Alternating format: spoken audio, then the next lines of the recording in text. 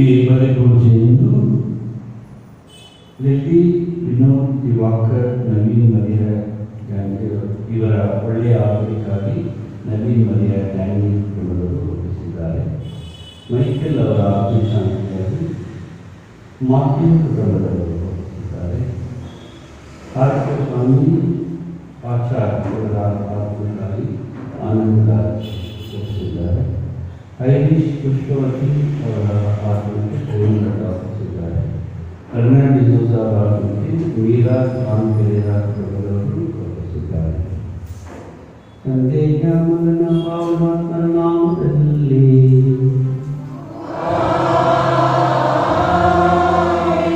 ನಮ್ಮ ಪ್ರಭು ಯೇಸು ಕ್ರಿಸ್ತರ ಕೃಪಾವರವು ತಂದೆ ದೇವರ ಪ್ರೀತಿಯು ಪಾವನಾತ್ಮರ ಅನ್ಯೋನ್ಯತೆಯು ನಿಮ್ಮೆಲ್ಲರೊಡನೆ ಇರಲಿ.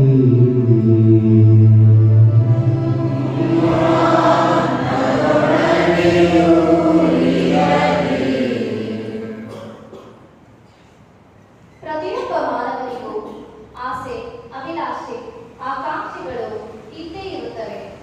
ಕೆಲವೊಮ್ಮೆ ಅವುಗಳು ನಮ್ಮ ವೈಯಕ್ತಿಕ ಜೀವನಕ್ಕೆ ಸಂಬಂಧಪಟ್ಟವುಗಳಾದರೆ, ಇನ್ನು ಕೆಲವು ನಮ್ಮ ನೈತಿಕ, ಸಾಮಾಜಿಕ ಹಾಗೂ ಆರ್ಥಿಕ ಜೀವನಕ್ಕೆ ಸಂಬಂಧಿಸಿದವುಗಳಾಗಿರುತ್ತವೆ. ಕೆಲವೊಮ್ಮೆ ಅವು ನಮ್ಮ ಕೈಗೆಟುಕಬಹುದು ಅಥವಾ ನಮಗೆ ದಕ್ಕದೆಯೂ ಹೋಗಬಹುದು.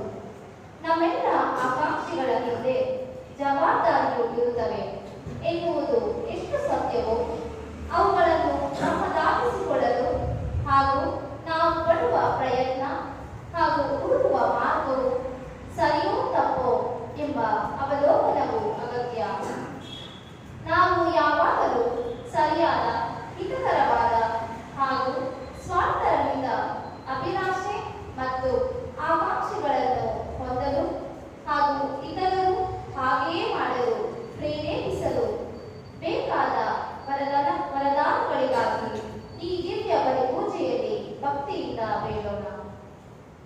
ಆದ್ಮೇಲೆ ದಿವ್ಯ ಬಲಿಪೂಜೆಯಲ್ಲಿ ಯೋಗ್ಯವಾಗಿ ಭಾಗಿಯಾಗಲು ದೇವರ ಕರುಣೆ ನಮಗೆ ಲಭಿಸಲಿ ಎಂದು ಬೇಡಿಕೊಳ್ಳೋಣ.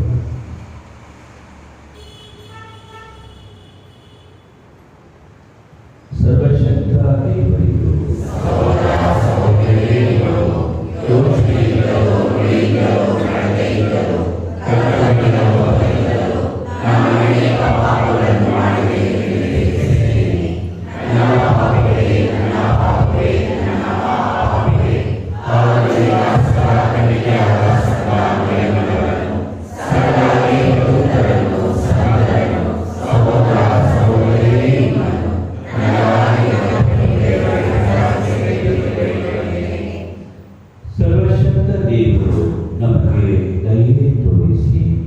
ನಮ್ಮ ಪಾಪಗಳನ್ನು ಕ್ಷಮಿಸಿ ನಮ್ಮೆಲ್ಲರನ್ನು ನಿತ್ಯ ಜೀವನದಲ್ಲಿ ಕರೆದೊಯ್ಯಲಿ.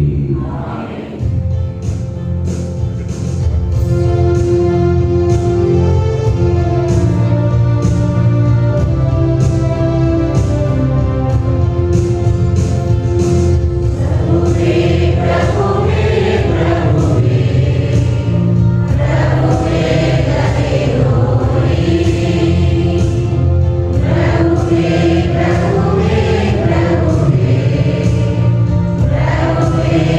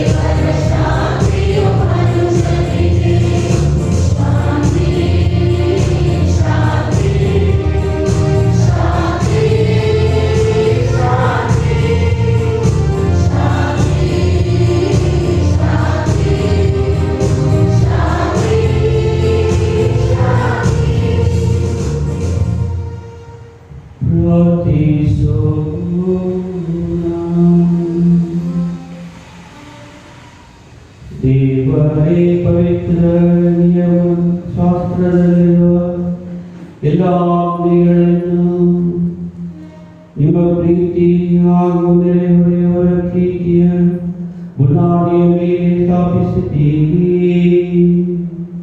ನಾವು ಅವುಗಳನ್ನು ಪಾಲಿಸುತ್ತಾ ಅನಂತ ಜೀವನಕ್ಕೆ ಯೋಗ್ಯರಾಗುವಂತೆ ಅನುಗ್ರಹಿಸಿರಿ. ನಿಮ್ಮೊಂದಿಗೆ ಪವಿತ್ರ ಆತ್ಮರ ಐಕ್ಯದಲ್ಲಿ ದೇವರಾಗಿ ಯುಗಾಂತರಕ್ಕೂ ಜೀವಿಸಿ ಆಳುವ ನಿಮ್ಮ ಕುಮಾರರು ನಮ್ಮ ಪ್ರಭುವಾದ ಯೇಸು ಕ್ರಿಸ್ತರ ಮುಖಾಂತರ ನಿಮ್ಮನ್ನು ಪ್ರಾರ್ಥಿಸುತ್ತೇವೆ.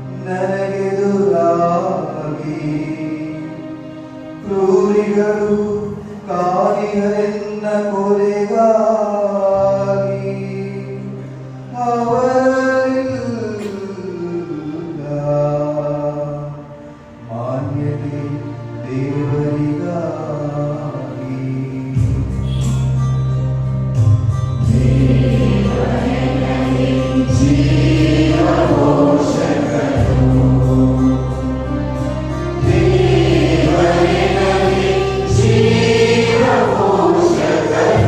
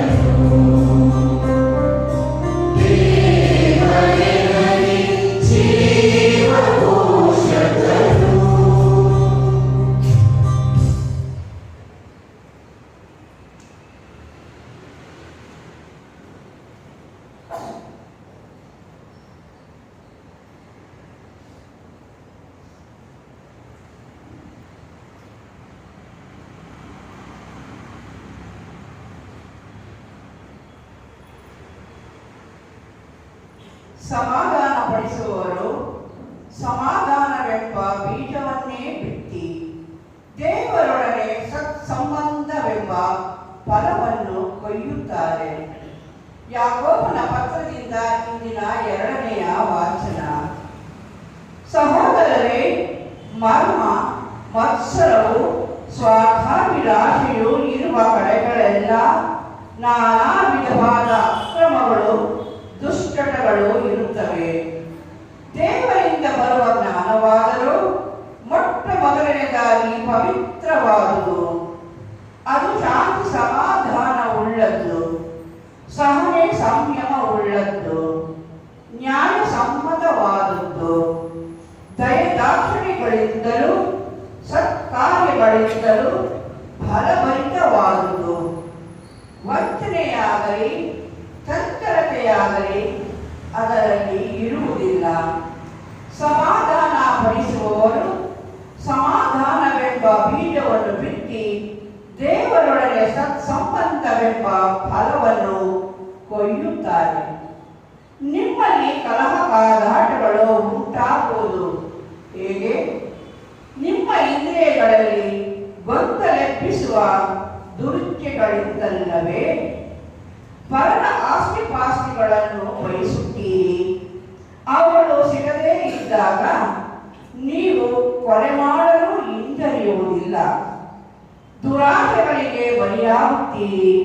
ಅವುಗಳು ಈಡೇರದಾಗ ಜಗಳವಾಡುತ್ತೀರಿ, ಕಾದಾಡುತ್ತೀರಿ. ನಿಮಗೆ ಬೇಕಾದುದು ನಿಮ್ಮಲ್ಲಿಲ್ಲ, ಏಕೆಂದರೆ ನೀವು ಅದಕ್ಕಾಗಿ ಬೇಡಿಕೊಳ್ಳಲಿಲ್ಲ. ಬೇಡಿಕೊಂಡರೂ ನಿಮಗದು ದೊರಕುವುದಿಲ್ಲ, ಏಕೆಂದರೆ ನಿಮ್ಮ ಬೇಡಿಕೆ ದುರುದ್ದೇಶದಿಂದ ಕೂಡಿರುತ್ತದೆ. ಭೋಗಾಲಾಂಕ್ಷಗಳ ಈಡೇರಿಕೆ ನಿಮ್ಮ ಗುರಿಯಾಗಿರುತ್ತದೆ. ಪ್ರಭುವಿನ ವಾಕ್ಯವಿದು.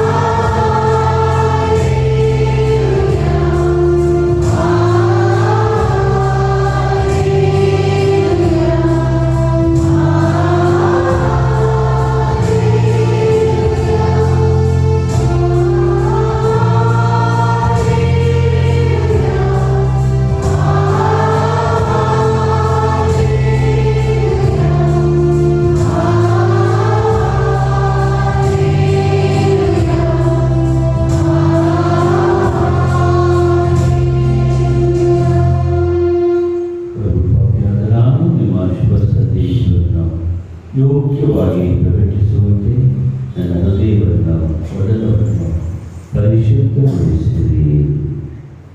ಪ್ರಭು ನಿಮ್ಮೊಡನೆ ಇರಲಿ.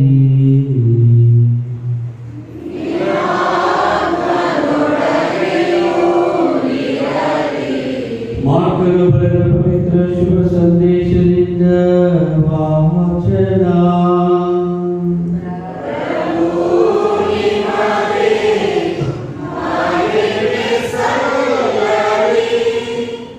ಆ ಕಾಲದಲ್ಲಿ ಯೇಸು ಮತ್ತು ಶಿಷ್ಯರು ಹೊರಟು ಗಲಿಲಾಯ ಮಾರ್ಗವಾಗಿ ಮುಂದಕ್ಕೆ ಪ್ರಯಾಣ ಮಾಡಿ, ಇದು ಯಾರಿಗೂ ತಿಳಿಯಬಾರದು ಎಂಬುದು ಯೇಸುವಿನ ಇಚ್ಛೆಯಾಗಿದೆ.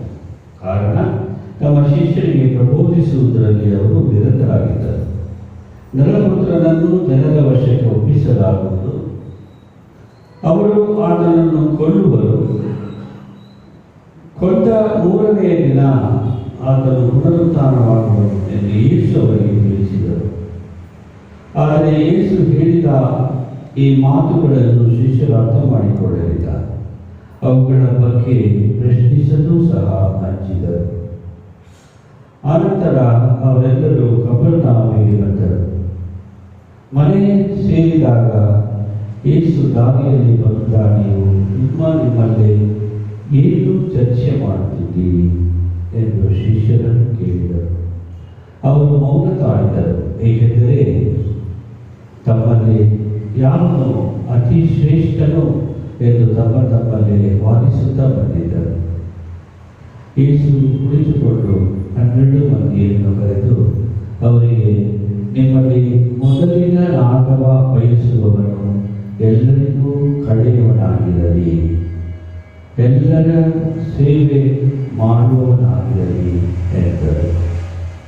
ಅಂತ ಯೇಸು ಒಂದು ಚಿಕ್ಕ ಮಗುವನ್ನು ಕರೆದು ಅವರ ನಡುವೆ ನಿಲ್ಲಿಸಿ ಅದನ್ನು ತಪ್ಪಿಕೊಂಡು ತಮ್ಮ ಶಿಷ್ಯರಿಗೆ, ನನ್ನ ಹೆಸರಿನಲ್ಲಿ ಇಂಥ ಮಗುವನ್ನು ಯಾರು ಬರಮಾಡಿಕೊಳ್ಳುತ್ತಾರೋ ಅವರು ನನ್ನನ್ನೇ ಬರಮಾಡಿಕೊಳ್ಳುತ್ತಾರೆ.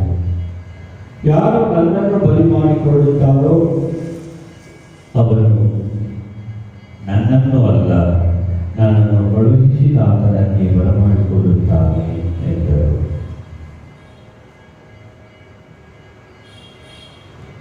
ಜಯವಾಗಲಿ ಕ್ರಿಸ್ತರೇ ನಿಮಗೆ.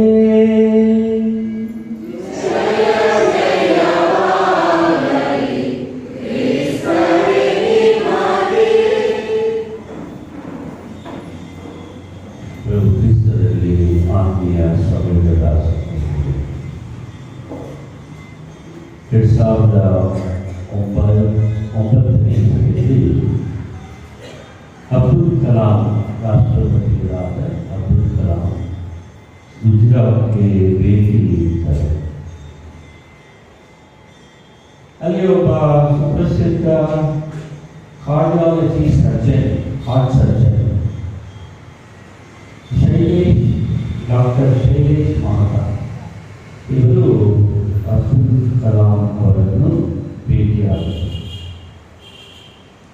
ಆ ಸಂದರ್ಭದಲ್ಲಿ ಒಂದು ಘಟನೆಯ ವಿವರಣೆಯನ್ನು ರಾಷ್ಟ್ರಪತಿಗಳಿಗೆ ಡಾಕ್ಟರ್ ಶೈಲೇಶ್ ಮೆಹ್ತಾ ನೀಡುತ್ತಾರೆ.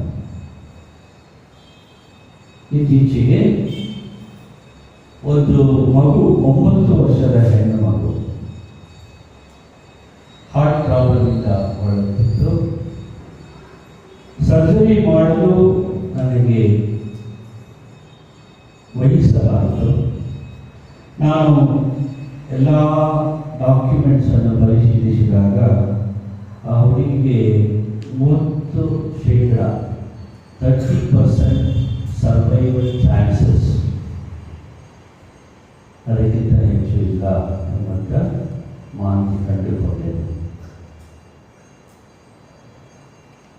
ಎಲ್ಲ ತಯಾರು ಮಾಡಿ ಆ ಮಗುವಿನ ಬಳಿ ಡಾಕ್ಟರ್ ಮೆಹ್ತಾ ಮಾತನಾಡುತ್ತಾ, ಮಗು ನೀನು ಅಂಜಬೇಕಾಗಿಲ್ಲ, ನಾನು ಮಾಡುವಂತಹ ಆಪರೇಷನ್ ಬಹಳ ಸುಲಭವಾದದ್ದು, ನಿನಗೆ ಯಾವ ನೋವನ್ನು ಕೊಡುವುದಿಲ್ಲ. ಆಗ ಮಗು, ಡಾಕ್ಟರ್ ನನಗೆ ಆಪರೇಷನ್ ಬಗ್ಗೆ ನಂಬಿಕೆ ಇಲ್ಲ, ಆಪರೇಷನ್ ಮಾಡಿ. ಆದರೆ ಒಂದು ನೆನಪಿಟ್ಕೊಳ್ಳಿ, ನಮ್ಮಮ್ಮ ಯಾವಾಗಲೂ ಹೇಳ್ತಾ ಇರ್ತಾರೆ, ನಿನ್ನ ಹೃದಯದಲ್ಲಿ ದೇವರು ಇದ್ದಾರೆ. ನೀವು ನನ್ನ ಹೃದಯ ಓಪನ್ ಮಾಡಿದಾಗ ದೇವರನ್ನ ನೋಡಿ, ನನ್ನ ಹೃದಯದಲ್ಲಿರುವ ದೇವರನ್ನ ನೋಡಿ, ಆಮೇಲೆ ನನಗೆ ದೇವರು ಹೇಗಿದ್ದಾರೆ ಅಂತ ಹೇಳಿ. ಆಗ ಡಾಕ್ಟರ್ ಮೆಹ್ತಾ ಮಗುವಿಗೆ ಸ್ವಾಂತನ ನೀಡಿ ಶಸ್ತ್ರಚಿಕಿತ್ಸೆ, ಸರ್ಜರಿ ಶುರು ಮಾಡ್ತಾರೆ. ಸರ್ಜರಿ ಮಾಡ್ತಾ ಸಡನ್ ಆಗಿ ಹೃದಯದಲ್ಲಿ ರಕ್ತ ಚಲನೆ ನಿಂತೋಗುತ್ತೆ ಹಾಗೂ ಡಾಕ್ಟರ್ ಲಲಿತಾ ಗಾಬರಿ ಆಗುತ್ತೆ. ಅವಾಗ ಆ ಬಾಲಕಿಯ ಮಾತುಗಳನ್ನು ನೆನೆಸ್ಕೊಳ್ತಾರೆ. ನಮ್ಮಮ್ಮ ಹೇಳ್ತಾ ಇದ್ರು, ನನ್ನ ಹೃದಯದಲ್ಲಿ ದೇವರಿದ್ದಾರೆ. ಡಾಕ್ಟರ್ನ ಕೈ ಜೋಡಿಸಿ ಕೆಲವು ಕ್ಷಣಗಳು ಹಾಗೆ ದೇವರನ್ನು ನೆನೆಸ್ಕೊಂಡು ಪ್ರಾರ್ಥಿಸ್ತಾರೆ. ಅವರ ಪ್ರಾರ್ಥನೆ ಆದಮೇಲೆ ಕಣ್ಬಿಟ್ಟು ನೋಡಿದಾಗ ಹೃದಯದ ರಕ್ತ ಚಲನೆ ಇದ್ದಕ್ಕಿದ್ದಂತೆ ಶುರುವಾಗಿ ಅದು ಮಗುವಿಗೆ ಸಹಾಯಕವಾಗಿರುತ್ತದೆ. ಆಗ ಡಾಕ್ಟರ್ ದೇವರಿಗೆ ನಮನಗಳನ್ನು ಸಲ್ಲಿಸಿ ಕೃತಜ್ಞರಾಗಿ ಆ ಶಸ್ತ್ರಚಿಕಿತ್ಸೆಯನ್ನು ಸಂಪೂರ್ಣಗೊಳಿಸುತ್ತಾರೆ. ಹೀಗೆ ಸರ್ವೈವಲ್ ಚಾನ್ಸಸ್ ಅಂದರೆ ಬದುಕುವ ಒಂದು ಚಾನ್ಸ್ ಬಹಳ ಕಡಿಮೆ ಇದ್ರೂ ಸಹ ಒಂದು ಶಸ್ತ್ರಚಿಕಿತ್ಸೆಯ ಮೂಲಕ ದೇವರ ಪ್ರಸನ್ನತೆ ಮತ್ತು ಪ್ರಭಾವದಿಂದ ಈ ಮಗು ಚೇತರಿಸಿಕೊಳ್ಳುತ್ತೆ. ಆಗ ಅವರು ಚೆನ್ನಾಗಾದ ಮೇಲೆ ಡಾಕ್ಟರ್ ಲಲಿತಾ ಮಗುವನ್ನು ನೋಡಿ ಹೇಳ್ತಾರಂತೆ, ನೀನು ದೇವರನ್ನು ಹುಡುಕಿಕೊಂಡು ದೇವಾಲಯಗಳಿಗೆ ಹೋಗಬೇಕಾಗ್ತದೆ. ದೇವರು ನಿನ್ನಲ್ಲೇ ನಿನ್ನ ಹೃದಯದಲ್ಲೇ ಇದ್ದಾನೆ. ಹೀಗೆ ಆ ಮಗು ಡಾಕ್ಟರ್ಗೆ ಕೃತಜ್ಞರಾಗಿ ಈ ಒಂದು ಘಟನೆಯನ್ನು ಡಾಕ್ಟರ್ ಶೈಲೇಶ್ ಮಹತ ಅಬ್ದುಲ್ ಕಲಾಂ ಅವರಿಗೆ ವಿವರಿಸಿ ದೇವರ ಪ್ರಸನ್ನತೆ ನಿಜ, ದೇವರ ಕೃಪೆ ನಿಜ, ದೇವರು ನಮ್ಮಲ್ಲೇ ಇರುವುದು ನಿಜ ಎಂದು ಹೇಳಿ ಅವರಿಬ್ಬರು ತಮ್ಮ ಅನಿಸಿಕೆಗಳನ್ನು ಹಂಚಿಕೊಂಡರು. ಆತ್ಮೀಯ ಸಹೋದರ ಸಹೋದರಿಯರೇ, ಇದರ ವಾಚನ ವಿಧಿಗಳಲ್ಲಿ ನಮಗೆ ಎರಡು ವಿಶೇಷವಾದ ಸೂಚನೆಗಳಿಂದ ಆಹ್ವಾನಿಸಲಾಗಿದೆ. ಒಂದು, ದೇವರನ್ನು ಪ್ರೀತಿಸುವುದು. ಇನ್ನೊಂದು, ನಮ್ಮ ನೆರೆ ಹೊರೆಯವರನ್ನು ಪ್ರೀತಿಸುವುದು. ಈ ದೇವರ ಪ್ರೀತಿ ಹಾಗೂ ನೆರೆ ಹೊರೆಯವರ ಪ್ರೀತಿ ಒಂದು ಶಿಲುಬೆ. ದೇವರು ನೆರೆಹೊರೆಯವರು ಒಂದು ಶಿಲುಬೆ. ದೇವರ ಪ್ರೀತಿ ಹಾಗೂ ನೆರೆಹೊರೆಯವರ ಪ್ರೀತಿ ನಿಜವಾಗಲೂ ಕಷ್ಟಕರವಾದದ್ದು. ನಿಜವಾಗಲೂ ಅದು ಒಂದು ಶಿಲುಬೆ. ಅದೇ ರೀತಿ ಈ ದೇವರ ಪ್ರೀತಿ ಹಾಗೂ ನೆರೆಹೊರೆಯವರ ಪ್ರೀತಿ ಅಥವಾ ಪರರ ಪ್ರೀತಿ ದೇವರು ನೀಡಿದ 10 ಆಜ್ಞೆಗಳಿವೆ. 10 ಆಜ್ಞೆಗಳಲ್ಲಿ 3 ಆಜ್ಞೆಗಳು ದೇವರಿಗೂ ನನಗೂ ಸಂಬಂಧಪಟ್ಟಿವೆ. ಇನ್ನು 7 ಆಜ್ಞೆಗಳು ನನಗೂ ಇತರರಿಗೂ ಸಂಬಂಧಪಟ್ಟವು. ನೋಡಿ, ಆ 10 ಆಜ್ಞೆಗಳು ಒಂದು ಶಿಲುಬೆ. ದೇವರ ಪ್ರೀತಿ ಹಾಗೂ ಪರರ ಪ್ರೀತಿ ಅದು ಒಂದು ಶಿಲುಬೆ. ಆದರೆ ಈ ಶಿಲುಬೆಯನ್ನು ಹೊತ್ತುಕೊಂಡು ನಾವು ಪ್ರಭು ಯೇಸು ಕ್ರಿಸ್ತರಾಗಿ ಬಾಲಕರಾಗಿ ಉತ್ತಮ ಅನುಯಾಯಿಗಳಾಗಿ ಅವರ ಆಜ್ಞೆಯನ್ನು ಪಾಲಿಸುವಂತಹ ಸಹೋದರ ಸಹೋದರಿಯರಾಗಿ ನಮ್ಮ ಜೀವನವನ್ನು ನಾವು ಸಲ್ಲಿಸಬೇಕು. ಆ ಕರೆಯನ್ನು ಇಂದಿನ ವಾಚನ ನುಡಿಗಳು ನಮಗೆ ನೀಡುತ್ತವೆ. ಮೊದಲನೆಯ ವಾಚನ ಸುಜ್ಞಾನ ಗ್ರಂಥದಿಂದ, ಎರಡನೆಯ ವಾಚನ ಯಾಕೋಬನ ಪತ್ರದಿಂದ ಹಾಗೂ ಶುಭ ಸಂದೇಶ. ಹೀಗೆ ಈ 3 ವಾಚನಗಳಲ್ಲೂ ನಮಗೆ ಸಂಕ್ಷಿಪ್ತವಾಗಿ ದೇವರ ಹಾಗೂ ನಮ್ಮ ನೆರೆಹೊರೆಯವರ ಮೇಲೆ ನಾವು ತೋರಿಸಿ ಬೇಕಾದ ಪ್ರೀತಿಯ ಅಂಶವನ್ನು ನಮ್ಮ ಗಮನಕ್ಕೆ ಬರುತ್ತದೆ. ಈ ನಿಟ್ಟಿನಲ್ಲಿ ನಾವು ಪ್ರಭು ಯೇಸು ಕ್ರಿಸ್ತರ ಶಿಷ್ಯರಾಗಿ, ಸಹೋದರ ಸಹೋದರಿಯರಾಗಿ, ಪ್ರಾಮಾಣಿಕ ಹಾಗೂ ನಾವು ಸಂಪೂರ್ಣವಾಗಿ ಶರಣಾಗತಗೊಂಡ ವ್ಯಕ್ತಿಗಳಾಗಿ ಪ್ರಭುವಿನ ಆಜ್ಞೆಯನ್ನು ಪಾಲಿಸಲು ಬೇಕಾದ ಎಲ್ಲ ಕೃಪಾಶೀರ್ವಾದಗಳನ್ನು ಅವರೇ ನಮಗೆ ದಯಪಾಲಿಸಲಿ ಎಂದು ಬೇಡೋಣ. ಹಾಗೂ ಇಂದಿನ ಆ ಒಂದು ಘಟನೆಯಲ್ಲಿ, ನೈಜ ಘಟನೆಯಲ್ಲಿ ಇದ್ದಂತಹ ಆ ಪಾಲಿಕೆಗೆ ಯಾವ ರೀತಿ ದೇವರು ನನ್ನ ಹೃದಯದಲ್ಲಿ ಹರಿದಿದ್ದಾರೆ, ವಾಸಿಸುತ್ತಿದ್ದಾರೆ ಎಂಬ ಆ ವಿಶ್ವಾಸ ನಂಬಿಕೆ ಕೊಟ್ಟಿದ್ದಳು. ಅದೇ ವಿಶ್ವಾಸ ನಂಬಿಕೆಯಿಂದ ನಾವು ಸಹ ಬಾಳೋಣ. ನಮ್ಮ ಜೀವನ ಬರೀ ಗಾಳಿಯಲ್ಲಿ ತೂರುವಂತಹ ಒಂದು ಜೀವನವಲ್ಲ, ಅದು ನಿತ್ಯಕ್ಕೂ ಜೀವಿಸಲು ದೇವರು ಸೃಷ್ಟಿಸಿರುವ ಒಂದು ಜೀವನ. ಈ ದೇಹ ದೇವರ ಆಲಯ. ಈ ಆಲಯದಲ್ಲಿ ದೇವರು ಪ್ರಸನ್ನರಾಗಿದ್ದಾರೆ ಎಂಬ ನಂಬಿಕೆಯಿಂದ ನಾವು ಬಾಳೋಣ ಮತ್ತು ಪ್ರಭುವಿಗೆ ನಮ್ಮ ನಮನಗಳನ್ನು ಸಲ್ಲಿಸುತ್ತಾ ಅವರನ್ನು ಪೂಜಿಸಿ, ಆರಾಧಿಸಿ, ವಂದಿಸಿ ನಮ್ಮನ್ನೇ ಅವರಿಗೆ ಸಮರ್ಪಿಸೋಣ. ಆಮೇಲೆ ಸ್ವರ್ಗವನ್ನು ಭೂಮಿಯನ್ನು ಸೃಷ್ಟಿಸಿದ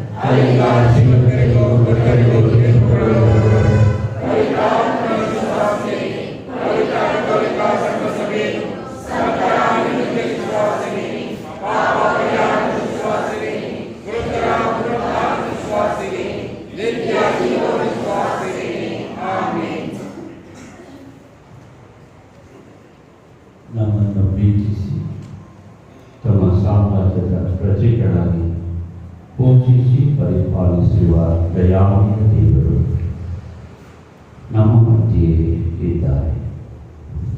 ನಮ್ಮೆಲ್ಲರ ಪ್ರಾರ್ಥನೆಗಳನ್ನು ಆಲಿಸಿ ನಮ್ಮೆಲ್ಲರ ಅಗತ್ಯಗಳನ್ನು ಪೂರೈಸುತ್ತಾರೆ. ದೃಢ ಭರವಸೆಯೊಂದಿಗೆ ನಮ್ಮ ಬೇಡಿಕೆಗಳನ್ನು ಅವರಿಗೆ ಒಪ್ಪಿಸೋಣ. ನಮ್ಮ ಉತ್ತರ: ಪ್ರಭುವೇ, ನಮ್ಮ ಮೊರೆಯನ್ನು ಆಲಿಸಿರಿ.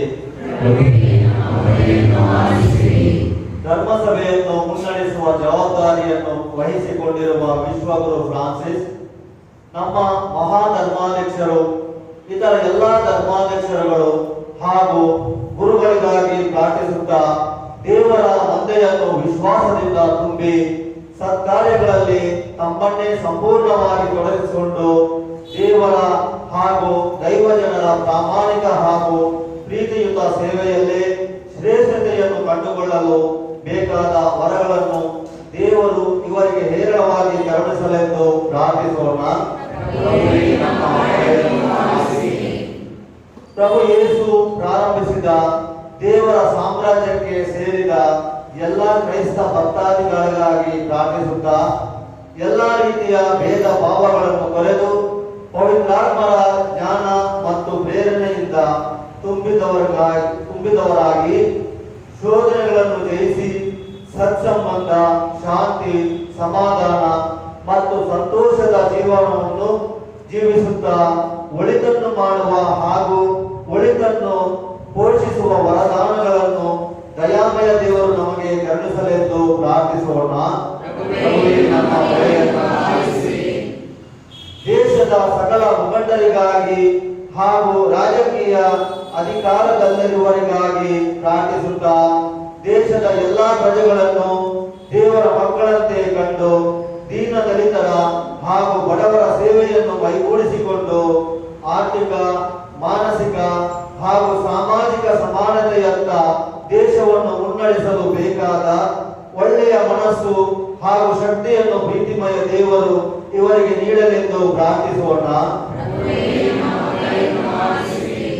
ಇಡೀ ವಿಶ್ವದ ಶಾಂತಿ ಹಾಗೂ ಅಭಿವೃದ್ಧಿಗಾಗಿ ಪ್ರಾರ್ಥಿಸುತ್ತಾ ಎಲ್ಲಾ ರೀತಿಯ ರೋಗ ರುಜಿನಗಳಿಂದ ನರಳುತ್ತಿದ್ದವರಿಗೆ ಸೌಖ್ಯದಾಯಕ ಸ್ಪರ್ಶವನ್ನು, ಎದೆಗುಂದಿದವರಿಗೆ ಭರವಸೆ ಹಾಗೂ ಧೈರ್ಯವನ್ನು, ಎಲ್ಲ ಅಪಾಯ ಕೇಡುಗಳಿಂದ ರಕ್ಷಣೆಯನ್ನು ಕರುಣಿಸಿ ಎಲ್ಲರನ್ನೂ ದೈಹಿಕ, ಮಾನಸಿಕ ಹಾಗೂ ಆಧ್ಯಾತ್ಮಿಕ ಶಕ್ತಿ ಮತ್ತು ಚೈತನ್ಯದಿಂದ ತುಂಬಿ ಶಾಂತಿಗಾಗಿ ಶ್ರಮಿಸಲು ಬೇಕಾದ ವರಗಳನ್ನು ತಂದೆ ದೇವರು ನಮಗೆ ಕರುಣಿಸಲೆಂದು ಪ್ರಾರ್ಥಿಸೋಣ. ಆತ್ಮೀಯರೇ, ನಮ್ಮ ಒಬ್ಬೊಬ್ಬರ ಪ್ರತ್ಯೇಕವಾದ ಕೋರಿಕೆಗಳನ್ನು ದೇವರಿಗೆ ಮೌನದಿಂದ ಸಮರ್ಪಿಸೋಣ.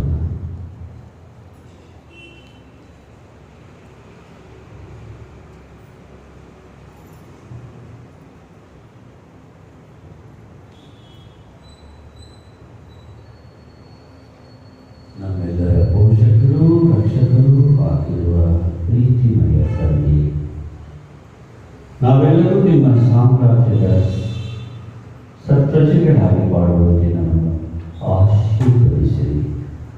ನಿಮ್ಮ ವಾಕ್ಯಗಳನ್ನು ನಮ್ಮ ಜೀವನದಲ್ಲಿ ಪಾಲಿಸುತ್ತಾ ಪರ ಸೇವೆಗೆ ನಿರತರಾಗುತ್ತಾ ನಿಮ್ಮ ಸಾಮ್ರಾಜ್ಯದ ಬೆಳವಣಿಗೆಗೆ ನಾವೆಲ್ಲರೂ ಸಹಕರಿಸಿ ಶ್ರಮಿಸುವಂತೆ ಕೃಪೆ ಮಾಡಿರಿ. ನಮ್ಮ ಪ್ರಭು ಕ್ರಿಸ್ತರ ಮುಖಾಂತರ ನಿಮ್ಮನ್ನು ಪ್ರಾರ್ಥಿಸುತ್ತೇವೆ.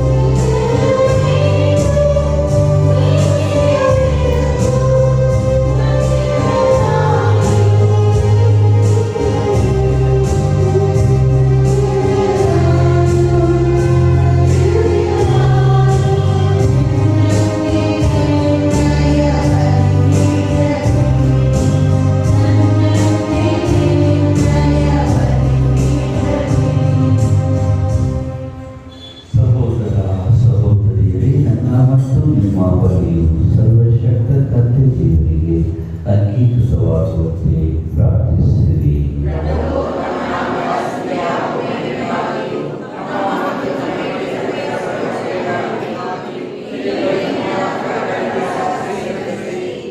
ದೇವರೇ, ನಿಮ್ಮ ಪ್ರತಿಯ ಕಾಣಿಕೆಗಳನ್ನು ಹೊಲದಿಂದ ಸ್ವೀಕರಿಸಿರಿ.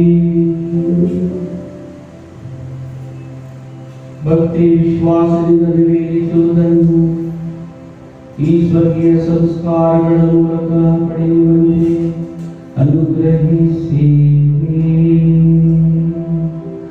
ನಮ್ಮ ಪ್ರಭು ಕ್ರಿಸ್ತ ಮುಖಾಂತರ ನಿಮ್ಮನ್ನು ಪ್ರಾರ್ಥಿಸುತ್ತೇವೆ.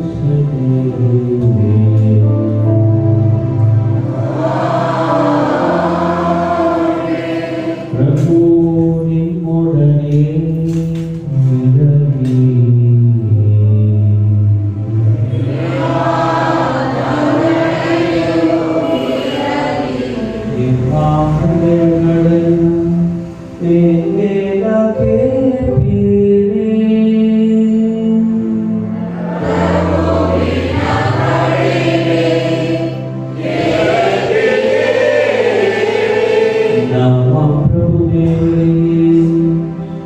ಕೃತಜ್ಞತೆಯನ್ನು ಸಲ್ಲಿಸೋಣ.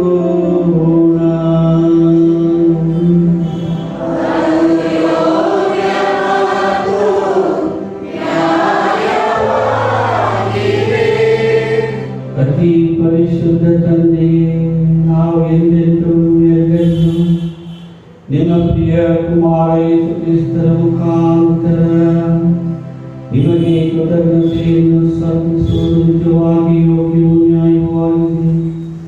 ನಮ್ಮ ಕರ್ತವ್ಯವೂ ರಕ್ಷಣೆಯೂ ಆಗಿದೆ. ನಿಮ್ಮ ದಿವ್ಯವಾಣಿಯಾದ ಕ್ರಿಸ್ತರ ಮುಖಾಂತರವೇ ನೀವು ಸಕಲವನ್ನು ಸೃಷ್ಟಿಸಿದ್ದೀರಿ. ಪವಿತ್ರಾತ್ಮರ ಶಕ್ತಿಯಿಂದ ಕನ್ಯಾಮರಿಯಮನದಲ್ಲಿ ಮನುಷ್ಯರಾಗಿ ಜನಿಸಿದವರನ್ನೇ ನಮ್ಮ ರಕ್ಷಕರನ್ನಾಗಿಯೂ ವಿಮೋಚಕರನ್ನಾಗಿಯೂ ಕಳುಹಿಸಿದ್ದೀರಿ. ನಿಮ್ಮ ಚಿತ್ತವನ್ನು ನೆರವೇರಿಸುತ್ತಾ ನಿಮಗಾಗಿ ಪವಿತ್ರ ಪ್ರತಿಯೊಂದನ್ನು ನಡೆಸಿದವರು ಯಾತನೆ ಪಡುತ್ತಾ ಶಿಲುಬೆಯಲ್ಲಿ ತಮ್ಮ ಕರಗಳನ್ನು ಚಾಚಿ ಮೃತ್ಯುಬಂಧನವನ್ನು ಮುರಿದು ಹಾಕಿ ಪುನರುತ್ಥಾನದ ಮಹಿಮೆಯನ್ನು ವ್ಯಕ್ತಪಡಿಸಿದರು. ಆದ್ದರಿಂದ ದೂತರೊಂದಿಗೂ ಸಕಲ ಸಂತರೊಂದಿಗೂ ಸೇರಿ ನಿಮ್ಮ ಮಹಿಮಾ ಗೀತೆಯನ್ನು ನಾವು ಹಾಡುತ್ತಿದ್ದರೆ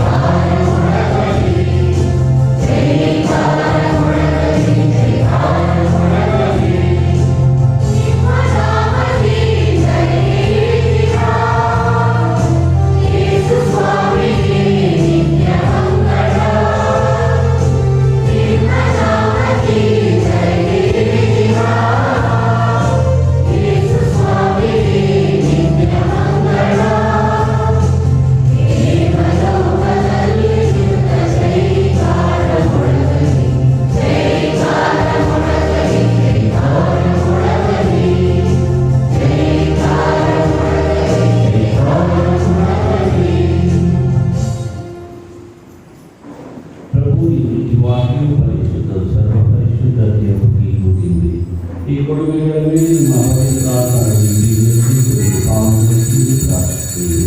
ನಮಗೆ ನಮ್ಮ ಪ್ರಭು ಯೇಸು ಕ್ರಿಸ್ತರ ಶರೀರ ಮತ್ತು ರಕ್ತವಾಗುವಂತೆ ಮಾಡಿದೆ. ಅವರನ್ನು ಪ್ರಾರ್ಥನೆ ಮಾಡಲಾದ ಸಮಯದಲ್ಲಿ ಸ್ವಇಚ್ಛೆಯಿಂದ ತಮ್ಮ ಯಾತನೆಗೆ ಒಳಗಾದಾಗ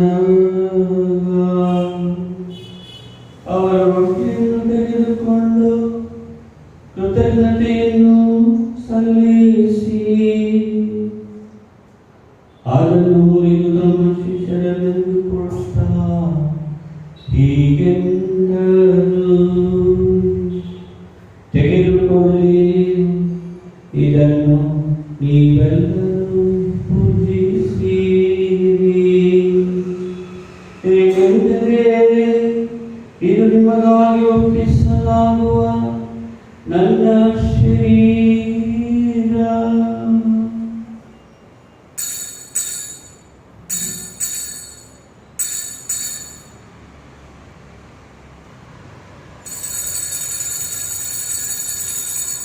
ಅಂತೆಯೇ ಭೋಜನಗಾಂತ್ಯದಲ್ಲಿ ಅವರ ಪಾನಪಾತ್ರೆಯನ್ನು ತೆಗೆದುಕೊಂಡು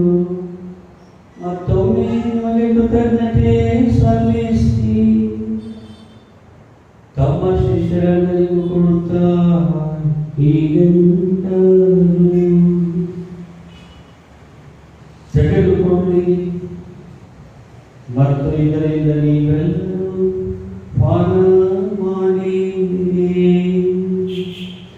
ಏಕೆಂದರೆ ಇದು ಹೊಸ ಮತ್ತು ಅನಂತ ಒಡಂಬಡಿಕೆಯ ನನ್ನ ರಕ್ತದ ಪಾತ್ರೆ.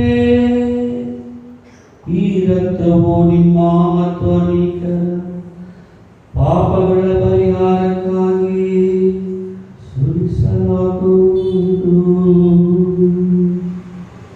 ಇದನ್ನು ನನ್ನ ಸ್ಮರಣೆಗಾಗಿ ಮಾಡಿರಿ.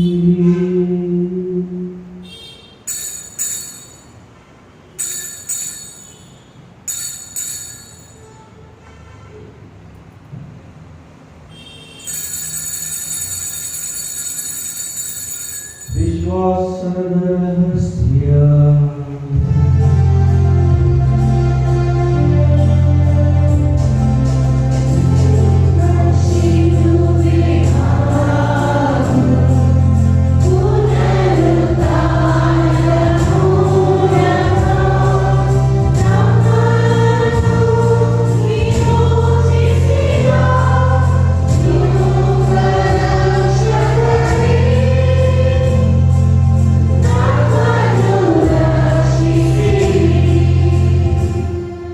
ಆದುದರಿಂದ ಪ್ರಭು ನಿಮ್ಮ ಸಮ್ಮುಖದಲ್ಲಿ ನಿಂತು ಸೇವೆ ಸಲ್ಲಿಸಲು ನಮ್ಮನ್ನು ಯೋಗ್ಯರು ಎಂದು ಪರಿಗಣಿಸಿದ್ದಕ್ಕಾಗಿ ನಿಮಗೆ ಕೃತಜ್ಞತೆ ಸಲ್ಲಿಸುತ್ತೇವೆ. ಕ್ರಿಸ್ತರ ಮರಣ ಮತ್ತು ಪುನರುತ್ಥಾನದ ಸ್ಮರಣೆಯನ್ನು ಆಚರಿಸುತ್ತಾ ಜೀವವೀವ ರೊಟ್ಟಿಯನ್ನು ರಕ್ಷಣೆಯುವ ಪಾತ್ರೆಯನ್ನು ಅರ್ಪಿಸುತ್ತೇವೆ. ಕ್ರಿಸ್ತರ ಶರೀರ ಮತ್ತು ರಕ್ತದಲ್ಲಿ ಪಾಲ್ಗೊಳ್ಳುವ ನಮ್ಮನ್ನು ಪವಿತ್ರಾತ್ಮರು ಒಟ್ಟುಗೂಡಿಸಬೇಕೆಂದು ನಿಮಗೆ ವಿನಂತಿಸುತ್ತೇವೆ. ಪ್ರಭು ನಿಮ್ಮ ವಿಶ್ವವ್ಯಾಪಿ ಧರ್ಮಸಭೆಯನ್ನು ಸ್ಮರಿಸಿಕೊಳ್ಳಿರಿ. ನಮ್ಮ ವಿಶ್ವಗುರು ಫ್ರಾನ್ಸಿಸ್ ಒಂದಿಗೂ ಧರ್ಮಾಧ್ಯಕ್ಷ ಪೀಟರೊಂದಿಗೂ ಸಹಾಯಕ ಧರ್ಮಾಧ್ಯಕ್ಷರೊಂದಿಗೂ ನಮ್ಮ ಸಕಲ ಯಾಚಕರೊಂದಿಗೂ ಪ್ರೀತಿಯ ಪರಿಪೂರ್ಣತೆಗೆ ನಡೆಸಿರಿ. ಪ್ರಭು ಪುನರುತ್ಥಾನದ ನಿರೀಕ್ಷೆಯಲ್ಲಿ ವಿಶ್ರಮಿಸುತ್ತಿರುವ ನಮ್ಮ ಸಹೋದರ ಸಹೋದರಿಯರನ್ನು ನಿಮ್ಮ ಎಲ್ಲರನ್ನು ಸ್ಮರಿಸಿಕೊಳ್ಳಿರಿ. ಅವರೆಲ್ಲರನ್ನು ನಿಮ್ಮ ಸಮುದ್ರದವರೆಗೆ ಬರಮಾಡಿರಿ. ನಮ್ಮ ಮೇಲೂ ದಯೆತೋರಿ ದೇವಮಾತೆ ಪುರುಷ ಕನ್ಯಾ ಮರಿಯಮ್ಮನವರೊಂದಿಗೂ ಆಕೆಯ ಪತಿ ಸಂತ ಜೋಸೇಫರೊಂದಿಗೂ ಪುನೀತ ಪ್ರೇಷಿತರೊಂದಿಗೂ ಎಲ್ಲ ಕಾಲಗಳಲ್ಲಿ ಮೆಚ್ಚುಗೆಗೆ ಪಾತ್ರರಾದ ಸಕಲ ಸಂತರೊಂದಿಗೂ ನಾವು ನಿತ್ಯ ಜೀವನದಲ್ಲಿ ಸಹಭಾಗಿಗಳಾಗಿ ನಿಮ್ಮನ್ನು ಸ್ತುತಿಸಿ ಮಹಿಮೆ ಪಡಿಸುವಂತೆ ನಿಮ್ಮ ಕುಮಾರ ಯೇಸು ಕ್ರಿಸ್ತರ ಮುಖಾಂತರ ಪ್ರಾರ್ಥಿಸುತ್ತೇವೆ.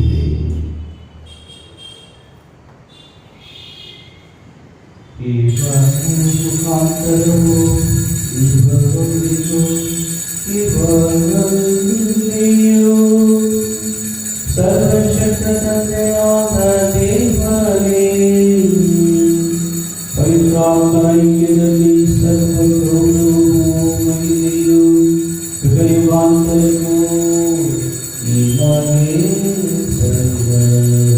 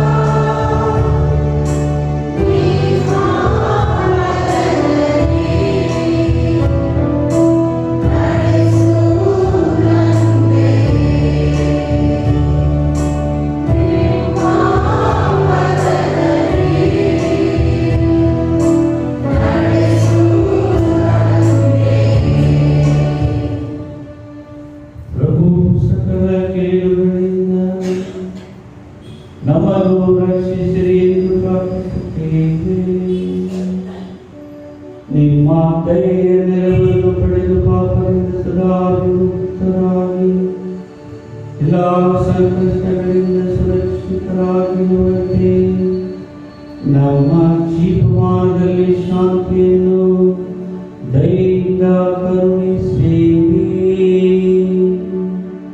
ನಾವು ಸದಾನಂದವನ್ನು ನಮ್ಮ ರಕ್ಷಕ ಯೇಸು ಕ್ರಿಸ್ತನ ಆಗಮನವನ್ನು ನಿರೀಕ್ಷಿಸುತ್ತಿದ್ದೇವೆ.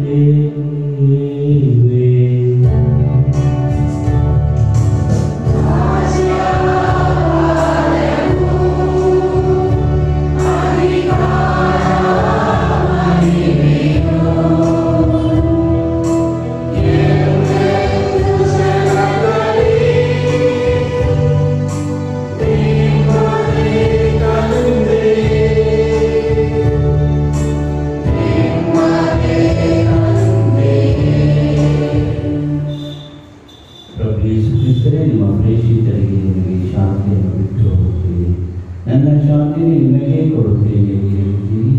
ನಮ್ಮ ಪಾಪಗಳನ್ನು ರಕ್ಷಿಸದೆ ನಿಮ್ಮ ಧರ್ಮಸಭೆಯ ವಿಶ್ವಾಸವನ್ನು ನೋಡಿ ಅದಕ್ಕೆ ನಿಮ್ಮ ಚಿತ್ತದ ಪ್ರಕಾರ ಶಾಂತಿಯನ್ನು ಐಕ್ಯತೆಯನ್ನು ಮಾಡಿಸಲಿ. ವಿವೇಕಾಂತನ್ನು ಜೀವಿಸಿ ಆಡೋ ನಿಮ್ಮನ್ನು ಪ್ರಾರ್ಥಿಸುತ್ತೇವೆ. ಪ್ರಭುವಿನ ಶಾಂತಿ ಸದಾ ನಿಮ್ಮೆಲ್ಲರೊಡನೆ ಇರಲಿ. ಆತ್ಮೀಯ ಸಹೋದರ ಸಹೋದರಿಯರೇ, ಪರಸ್ಪರ ಶಾಂತಿಯನ್ನು ಅರ್ಪಿಸಿಕೊಳ್ಳೋಣ. ಲೋಕದ ಪಾಪಗಳನ್ನು ಪರಿಹರಿಸುವ ದೇವರ ಕೃಪೆಗೆ ನಮಗೆ ದಯೆ ತೋರಿ. ಲೋಕದ ಪಾಪಗಳನ್ನು ಪರಿಹರಿಸುವ ದೇವರ ಕೃಪೆಗೆ ನಮಗೆ ದಯೆ ತೋರಿ. ಲೋಕದ ಪಾಪಗಳನ್ನು ಪರಿಹರಿಸುವ ದೇವರ ಕೃಪೆಗೆ ನಮಗೆ ಶಾಂತಿ ನೀಡಿ. ನಿಮ್ಮ ಶರೀರ ಸ್ವೀಕಾರ ನಮ್ಮನ್ನು ನ್ಯಾಯತೆಗೂ ಖಂಡನೆಗೂ ಗುರಿ ಮಾಡ್ತಿರಲಿ. ನಿಮ್ಮ ದಯೆಯಿಂದ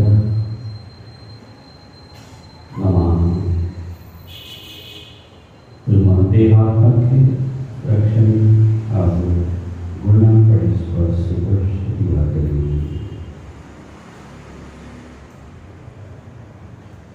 ಇಗೋ ದೇವರ ಕುರಿಮರಿಗೂ ಇವರೇ ಲೋಕದ ಪಾಪಗಳನ್ನು ಪರಿಹರಿಸುವವರು, ಕುರಿಮರಿಯ ಭೋಜನಕ್ಕೆ ಆಹ್ವಾನಿತರು, ಭಾಗ್ಯವಂತರು.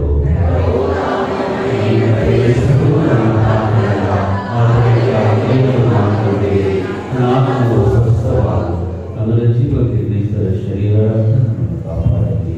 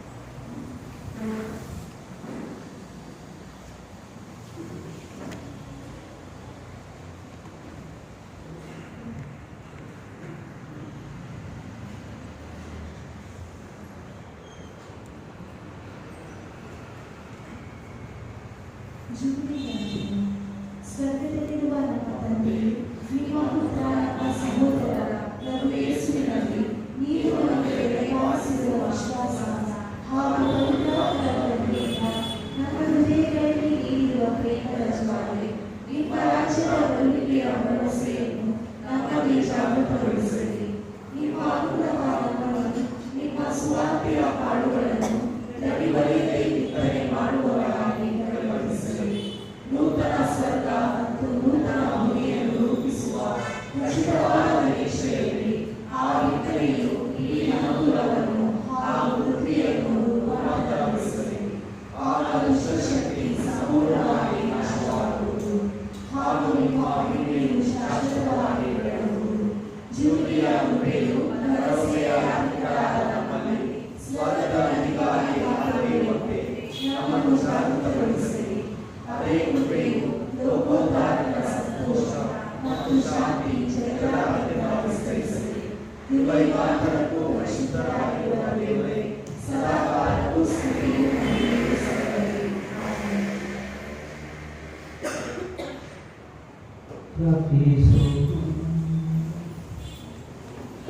ದೇವರ ಸಂಸ್ಕಾರದಿಂದ ನೀವು ಪುನಶ್ಚೇತನಗೊಳಿಸಿದವರನ್ನು ಮೇಲಕ್ಕೆತ್ತಿಸಿರಿ. ಈ ರಹಸ್ಯದಲ್ಲೂ ನಮ್ಮ ಜೀವನ ಶೈಲಿಯನ್ನು ನಿಮ್ಮ ರಕ್ಷಣೆಯನ್ನು ನಾವು ಪಡೆಯುವಂತೆ ಆಗಲಿ. ನಮ್ಮ ಪ್ರಭು ಕ್ರಿಸ್ತನ ಮುಖಾಂತರ ನಿಮ್ಮನ್ನು ಪ್ರಾರ್ಥಿಸುತ್ತೇವೆ.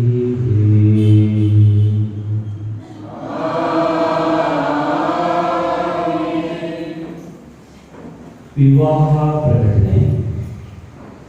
ನಮ್ಮ ಧರ್ಮ ಕೇಂದ್ರಕ್ಕೆ ಸೇರಿದ ಜಾನ್ ಫ್ರಾನ್ಸಿಸ್ ಪೆರೇರ ಮತ್ತು ಮೀರಾ ಪೆರೇರ ಇವರ ಮಗ ಆರನ್ ಮೇರಿಕ್ ಪೆರೇರ ಇವರಿಗೂ ಸಂತ ಫ್ರಾನ್ಸಿಸ್ ಝೇವಿಯರ್ ಪ್ರಧಾನಾಲಯ ಬೆಂಗಳೂರು ಇಲ್ಲಿಗೆ ಸೇರಿದ ಎಲ್ಮರ್ ಪಿಂಟೋ ಮತ್ತು ಜೇನ್ ಪಿಂಟೋ ಇವರ ಮಗಳು ನಿಕೋಲ್ ಸಾಶಾ ಪಿಂಟೋ ಇವರಿಗೆ ವಿವಾಹ ನಿಶ್ಚಯವಾಗಿದೆ.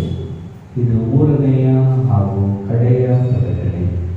ಈ ವಿವಾಹ ನಿಶ್ಚಯಕ್ಕೆ ಯಾವುದಾದರೂ ಅಡೆತಡೆ ಅಡ್ಡಿ ಆತಂಕ ಏನಾದರೂ ಇದ್ದಲ್ಲಿ ಅದನ್ನು ಧರ್ಮ ಕೇಂದ್ರದ ಗುರುಗಳಿಗೆ ತಿಳಿಸುವುದು ನಿಮ್ಮ ಕರ್ತವ್ಯ.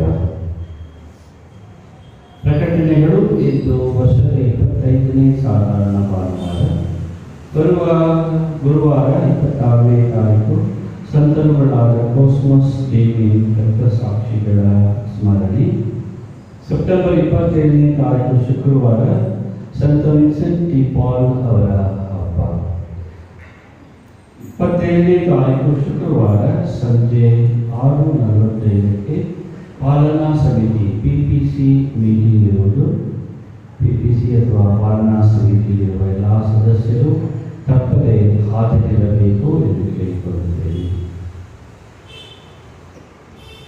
ವಿನ್ಸೆಂಟ್ ಡಿ ಪಾಲ್ ಸಭೆಯವರ ಗೇಟ್ ಕಲೆಕ್ಷನ್ 9,680 ರೂಗಳು. ಕಳೆದ ಭಾನುವಾರದ ಕಾಣಿಕೆ 19,863 ರೂಪಾಯಿಗಳು. ನಿಮ್ಮ ಉದಾರ ಕಾಣಿಕೆಗೆ ನಮನಗಳು. ಪ್ರಭು ನಿಮ್ಮೊಡನೆ ಇರಲಿ.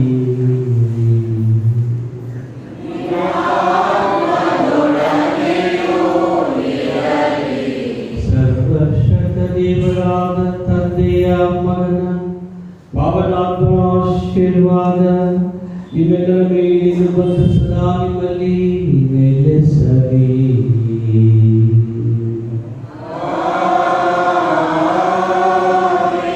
ಹೋಗಿ ಬನ್ನಿ, ಬಲಿಪೂಜೆ